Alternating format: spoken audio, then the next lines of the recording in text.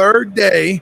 We're powering through, right? Getting it done. Getting it done. I'm with the sexy voice cowboy, Mr. Eric Winn. Oh, yeah, look, he's so humble about it. How you doing, my brother? Man, I'm good, brother. It's been a hell of an event. Yeah, it has been, man. The foot traffic's been a little bit slow, but I think this has been different. It's been a lot of vendor to vendor talking, and, man, it's been amazing. I always go around and talk to the vendors. Yeah. But I've actually gotten quite a bit. I've got dozens of product orders waiting now, getting ready to ship out. I mean, just off this one event. So that's awesome, man. It's been more personable. Yeah. With it, it wasn't as crowded as we were expecting it to be, but it's definitely been more of a one-on-one type atmosphere. And I think the more relaxed atmosphere really brought in. SVG did a great job this year. Yeah, no, they I really agree. did. The platform, the actual place that we're in right now, all the layout, I love it. Oh, it was great. I love it. The corner that we're in over here, since we're making all the noise. Y'all are making a lot of noise. A lot of noise, man. We got people over there throwing up after lifting bags, I came around the corner. I was like, does he need a medic? I think he's still cleaning. Doc, we got a man down. He went down hard. Bless his heart. That poor guy, man. I'll tell you what, 19 it's 100-pound sandbag. 19 is not, that's not the shit, to shut at, man. I'm not doing it. No, me neither. Me neither. My old man's gonna sit here and look pretty, baby. I don't want to see they had what's that college kid, the football or the basketball player? The basketball player did it 35 times. And they're like, oh, man. Yeah, he was sweating when he got done. No, and he's from Croatia. Yeah. So I was, my American pride is like, that's it. I'm going to turn the country boy on, that old hay hauling grip. I'm going to get out there and toss it. And then I woke up this morning, my back was like, you ain't that young anymore, son. So I'm just going to tip my hat to him and tell him, hey, you're doing a great job. Me too, man. Apparently I'm going to hand him money here in about an hour. But no, so tell us about your company. Tell us what you do. What's the product? So all we focus on is commercial and industrial roofings. We don't do any kind of sloped roof. You can do a 312 or lower, and 312 is pushing it. The product that we have is polyarmor. So we are a reactive plastic membrane, and we're a two-part that you mix up in a 5-gallon bucket and you pour down. Now, we are not in the same category as acrylics. We're not in the same category as silicones or rubbers. We are an actual genuine polyurea. Now, because we create the product from raw materials at our facility and our warehouse, we control the price, and we have no middleman. We do everything from making it, selling it, manufacturing it, distributing it. So we cut out the middleman altogether, and it keeps the price a lot lower. We're half of the cost of the nearest product to us that's similar. Yeah. There's nothing like us, but there's stuff that's similar to us, and we're half the cost of the closest one. The other one, we are a third of the cost, but we still have one of the best shore hardnesses. I mean, if you were to try and penetrate our polyarmor with like a screwdriver, it'd be like trying to stick a screwdriver through one of your 18-wheeler tires. Wow. So it's some really strong stuff, and we don't just have the RPR. We also have one for tar and gravel. We have one if you need to make walk pads. We have one for bird baths and penetrations. You pretty much name it, we can cover it. Sorry about that. Larry's calling me. No, that's awesome. You had me try and rip one off, and I wish I'd have got that on video because he ripped we had a roller down there where it was all saturated with it, and we let it dry like that. And people try to rip that off of that board that's on there. And our pull tests come back on EPDM, mod bit, and TPM. Yeah. They're between 75 and 84 PSI. Wow. On metal, certain types of metal, it ranges between 521 PSI. That's freaking amazing. And we've even gotten upwards of 900 PSI. You can shoot 9 mil at that and it probably wouldn't go through. We've actually got one that we played with. It's too expensive. It's way too expensive. But we've actually done one where we've been able to shoot it with 9 and 45, and it's stopped. That's amazing. So we have a mad scientist. Yeah, you see now the country boy is coming out of me like, what can we throw at it to make it? But I'm telling you, when he showed me that stuff, and I'm country, grew up West Texas, I'm like, hey, can I shoot that?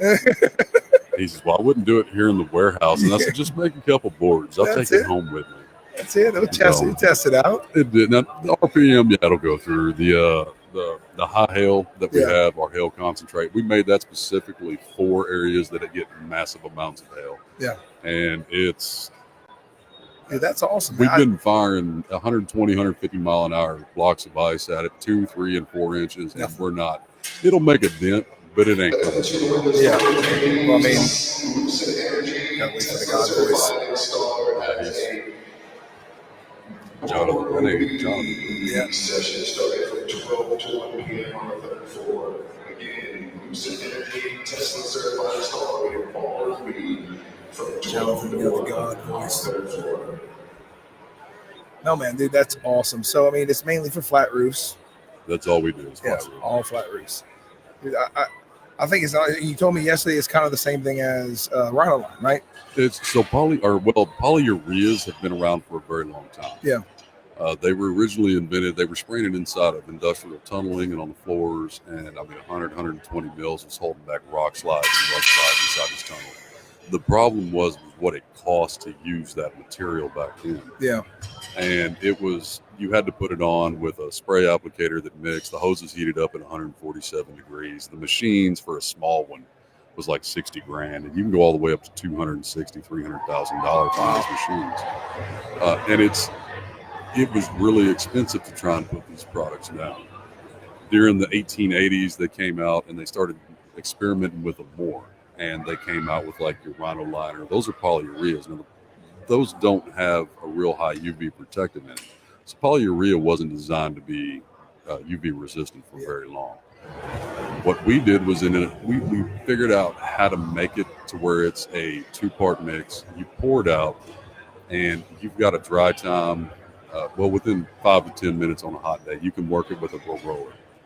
And within 2 minutes, you could have a hurricane blow in, and it ain't coming off the road. You're brand safe in 2 minutes. That's awesome. So, I mean, the product speaks for itself. You know, I couldn't rip that thing off the board. You know what I mean? I've never seen anybody able to rip it off. I just broke the roller. That's all I did. You're the only person I've ever seen that ripped the roller in half a long ways, but it was still stuck to the board. It ain't going on. In other words, if you use this stuff, understand that's it. It's there, right? We had a guy in Louisiana I did a job for last year on metal roofs. Yeah. And he says, so if it's all on there as one single piece, it's monolithic at this point. He says, what happens if a storm comes through and it starts to rip my roof off and it takes the whole roof? I said, then you file an insurance claim. And you get a new roof. Then you get a brand new roof. Or a brand new everything. Pretty much at that point. Well, that's we cable trees before storms. And I tell people my cabling is guaranteed for the life of the tree. If my cabling system ever fails, I'll replace and replace the tree for free. I'm so confident. I said, but if a tornado comes and rips this thing out of here and throws it across the yard, I can't be held liable for that, right? Yeah, when the finger of God sweeps across, you just ain't going to stop it. No, not at all, man. But that's hurricanes as well. I mean, you can do everything you can. Some of these storms, it just ain't, nothing's going to hold up. No, man. No, there's no roofing product out there. What was the top wind seen in Ian? It was over 160, not sustained over 155 category. I haven't looked at the actual stats. I bet you there was some 200 mile an hour winds. I've heard people talking that said there was some over 200. Yeah. But that's high, man. Oh, dude, look. I have been I've airborne, been in wind tunnels, and 150 mile an hour winds ain't no joke. That's pretty brutal. Yeah, man. No, nothing's supposed to stand up to that. But it's one of those things. I think your product could just paint the whole house and see what happens, right? Well, I mean, we are 100% submergible, and our warranty is one of the few warranties out there that is a non-BS warranty. I mean, we tell you it's a 10-year right off the bat. We call it a 10 and 10. Yeah, it's a 10-year right off the bat. You come in. They put it on at 10 years. We bring out a certified applicator. They check the mills, check the roof, and then we certify as long as the mills are still good. Yeah. And I'm 99.999% sure that they will be. Yeah. Then we certify you out to 20. At That's 20, awesome. We come back and do the exact same thing. We check everything out, and we might recommend that you put like a cheap paint on it, something cheap, just to cover it a little bit to help with UV. Now we are 96% UV reflective. And we do have a top coat that you can, and it's 35 cents per square foot extra, but it's an automatic 20-year, and it's 100% UV reflective. Sounds like your product sells itself, bro. But when I hand people the sheets and they say, well, this is cheaper, and I say, well, look at the spec sheets. I'm not a salesman. Yeah. I am definitely not a salesman. I believe in the product. It's my name is attached to it, and you know me. I'm not gonna. No, I hold a lot of pride on my name and what. Look, and as A good man should, right? Good morals, good Your values. word and your name. If you don't have those, you have nothing. Right. That's what my father taught me. You look a man in the eye, shake his hand. What you say, you better do. That's right. Whether it costs you more money or if it's going to hurt you, you said it, you got to do it. Yes, sir. That's why I don't promise people things I can't deliver. Amen. You know what I mean? Which I think the people around here and around the country and around the world need to learn how to do that. You know, I could fix the whole world with one word. It's called accountability. Oh yeah, well, some people don't like that word. No, they don't. Some people don't like that word at all. Well, I mean, so you're having a good show, man. We're cutting up a little bit. I know you're over there by the very front door, so the people see you first. We've had a ton of traffic. That's awesome. I mean, we've had this is the third. I think this is the fourth event I've done this year. Yeah, it's the fourth. Heck yeah. And I've had more traffic here. I've already. I mean, I was actually pretty surprised. Of course, I've got clients that are here as well. Yeah. And they've talked about the product. They've taken some of their friends up and showed them our roofs. Yep. And we've got product orders getting ready to that's awesome. Start making. And what's really cool, and I think a lot of people like about it, is from the moment you make your product order, we tell you, like, tell us when you need it so we know when to start making it. Yeah. Because from when you need it, we're 7 to 10 business days and the product's on its way to you. Like it's ending up at your place. And we cover everything from South Texas to Minnesota, from Arizona all the way out to South Carolina and even into Florida. Dude, I always recommend you. You're one of my good buddies, man. I got lots of respect for you, brother. I appreciate you coming on the podcast. And if there's anything we can do to help you get your word out some more, man, you just let me know. Well, if you want to plan a hog hunt, I mean, we can stop talking about business. Listen here now. We want to talk about hunting. Look, bro, this year is elk. I'm going for a whitetail and elk. Hog hunting, just say when. We got more than we could ever handle in South Louisiana. I can do elk too.